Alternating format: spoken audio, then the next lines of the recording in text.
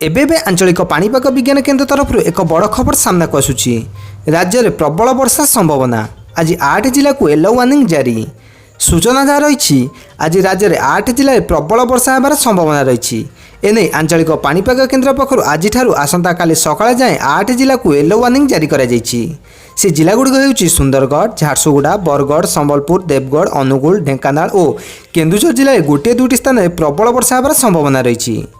गोटे दुईटी स्थान में 7 ରୁ 11 सेंटीमीटर वर्षा होइपारे बोली पूर्वानुमान करिछि आंचलिक पाणीपाग विज्ञान केन्द्र। सेपटे राज्य में वर्षा स्थिति को नहीं सूचना देइछन्ति पाणीपाग विज्ञानी उमाशंकर दास।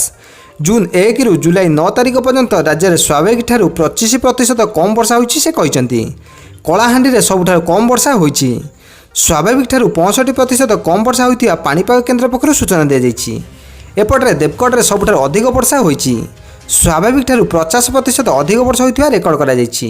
अन्यपटे राज्य में 16 जिला को नियंटिया वर्षा होइतिया बेले 11 जिला को स्वाभाविक वर्षा होइछि बोली आंचलिक पाणीपाग विज्ञान केन्द्र तरफरु एभଳି सूचना दिया जाइछि। एभଳି न्यूज अपडेट पाई चैनल को लाइक करिया सहित सांग मानक शेयर करंतु एवं पाखरे थिबा सब्सक्राइब बटन को सब्सक्राइब कर बेल आइकन को दबाई दियंतु, जा फଳରେ मु छाडुथिबा प्रत्येक वीडियो नोटिफिकेशन आपनक पाखरे पहुंची परिबो।